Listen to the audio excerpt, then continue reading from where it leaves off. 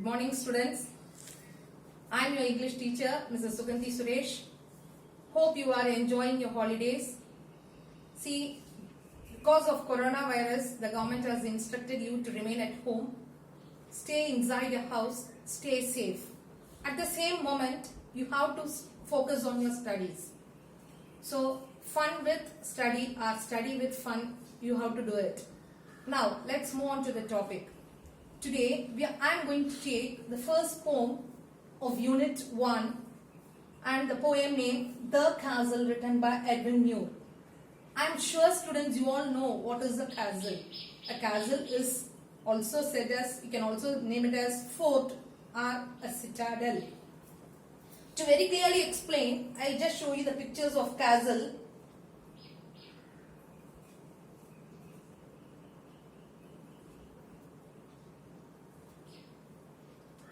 This is a castle.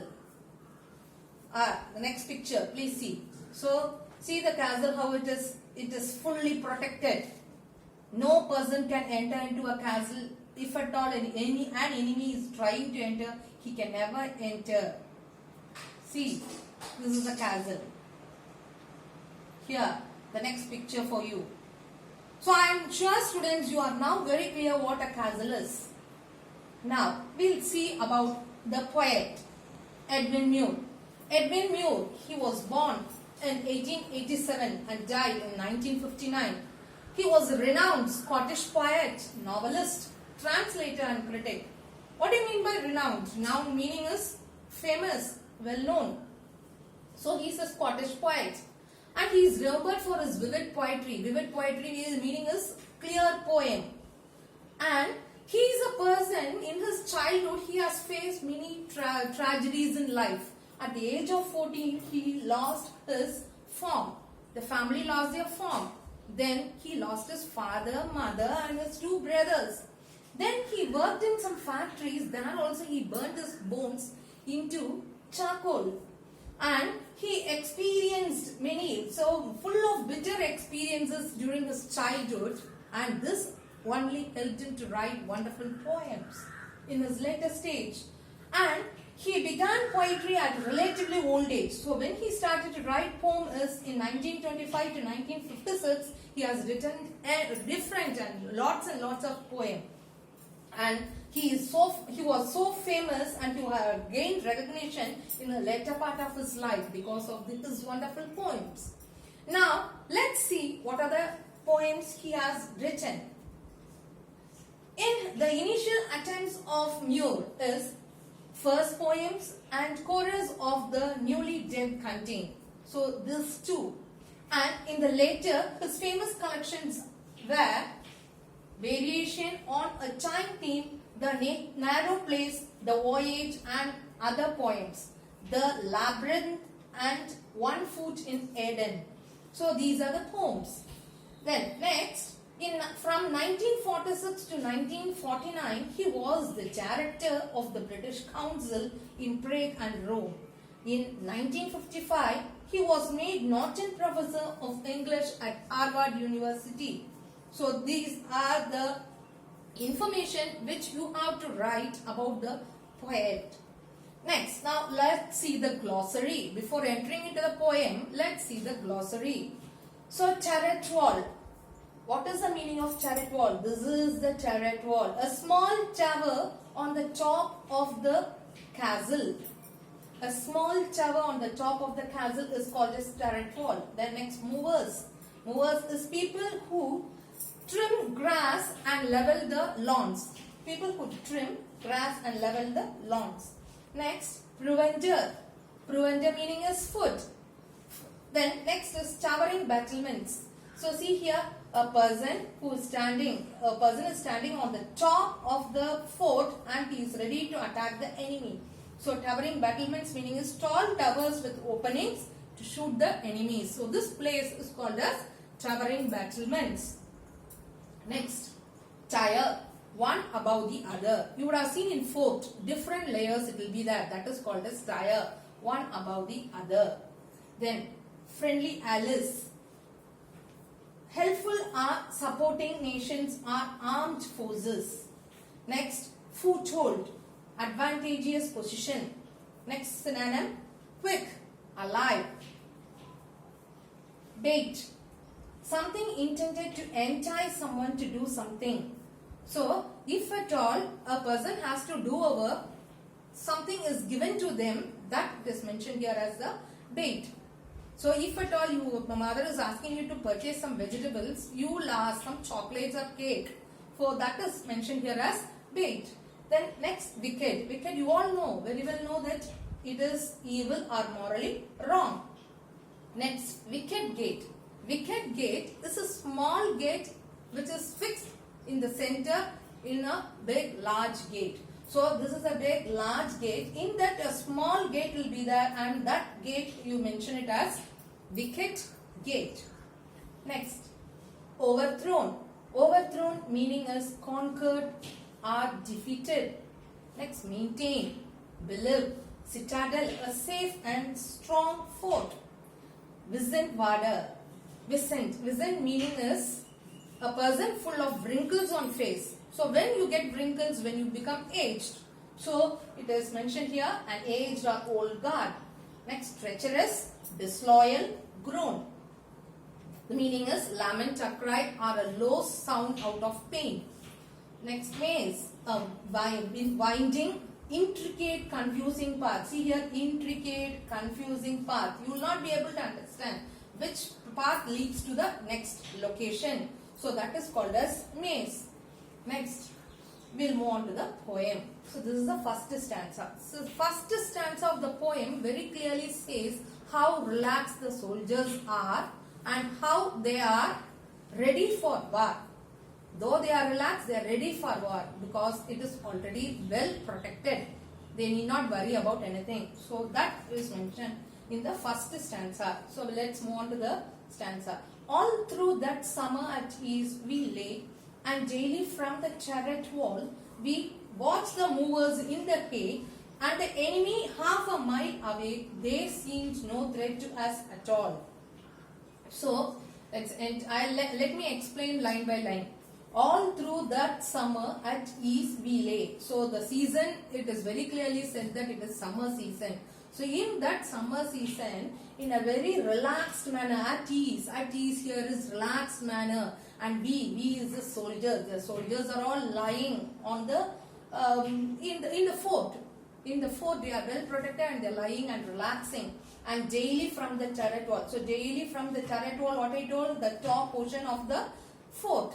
Okay, from here they are watching the movers. The movers are here in the hay. What is the work of the movers? To cut and size the grass. They are watching. See, these soldiers are watching these movers from the turret wall, and they are sitting in a relaxed manner.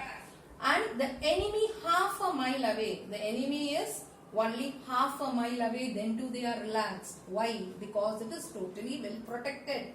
They seemed no threat to us at all. As here is the soldiers. Once again it is soldiers, and they is the enemies. They seemed. So the enemies are not seen to them as a threat because the fort is totally well protected. So I think you can understand this first answer, which very clearly says that, vividly describes that the soldiers are well protected. Next answer. For what we thought had we to fear? With our arms and provender, load on load, our towering battlements, tire on tire, and friendly allies drawing near on every leafy summer road. And here what it is said, the point is saying, for what we have to fear, we need not fear about anything. So for what we thought had we to fear, we need not fear about anything, because in our hands there are arms and provender. Arms meaning is weapons. What is the meaning of arms? Weapons. And provenders is food. So weapons is also more than enough. Food is also more than enough. Load on load means what? Lots of stuff they have. And our towering battlements. Already I told towering battlements. On the top of the tower, the soldiers are ready to attack. That is the towering battlements. Tire on tire means in each layer of the fort, in each portion of the fort, they are remaining and they are ready to attack the enemies. and friendly allies. Allies, what is it? Friendly nations. They are also ready to come to help them. So the friendly nations, they are ready and they are coming near. They are also coming from different countries, different friends, different nations. They are coming to support them. So they are also drawing near, means they are coming near on every leafy summer road. Once again, to remind us the season, he is mentioning the word summer. So in that road, they are moving towards a fort and to give the support for that particular nation. Next stanza. Here he is mentioning the protection, the full protective fort. Our gates were strong, our walls were thick, so smooth and high, no man could win. A foothold there, no clever trick could take us dead or quick, only a bird could have gotten. So now next he is saying, gates were strong and our walls were thick. This is all about the fort. So smooth and high and no man could win. No man could win means what? Not even a single person could enter. He cannot defeat or he cannot attack and enter inside the fort. A foothold there, an advantageous position. What is the meaning of foothold? Advantageous position. There, no clever trick. No one could play a trick there. No one could play a clever trick there. And no one could take us. Us means what? The soldiers are the people of the country, either dead or alive. Quick here means in this poem as alive and not fast. Quick is not fast here, it is alive. So either dead or alive, no one could catch them. Only a bird could have gotten. Only a bird can fly and get inside and no one else can get into the fort because it is fully protected. That's what he is saying. And next stanza. What could they offer us for bait? Our captain was brave and we were true. There was a little private gate, a little wicked gate. The wizened warder led them through. So now, in this stanza, he is saying how the protection was. Though it was well protected, how beyond the protection, how the enemy has entered inside the fort. That he is explaining here. What could they offer us for bait? As is for the country or for the soldiers. For bait. Already I told you what is bait. For doing something for someone, you receive something. Or you can also say it as bribery.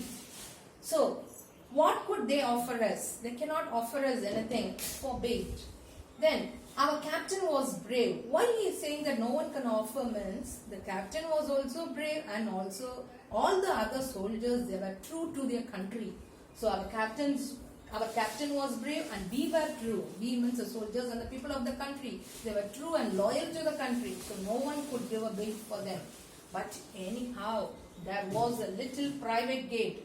A little private gate was there and he said here little private gate and once again he is stressing about that private gate. What he is mentioning? A little wicked gate. So wicket gate already I told it is a small gate. Small gate is called as wicket gate. That wicket gate he is mentioning it as wicked, cruel. That small gate only is a cruel one here he is mentioning. So a little wicked. So these are the adjectives used for this gate. And next he is saying that who has allowed the people inside means the wizened warder. Already I told wizened warder meaning is aged guard. So aged guard, one person, he has led them through the gate. He has received some bait and he has led them inside. That's what he is mentioning. So next stanza. Oh, then our maze of tunnel stone grew thin and treacherous as air. The cause was lost without a groan.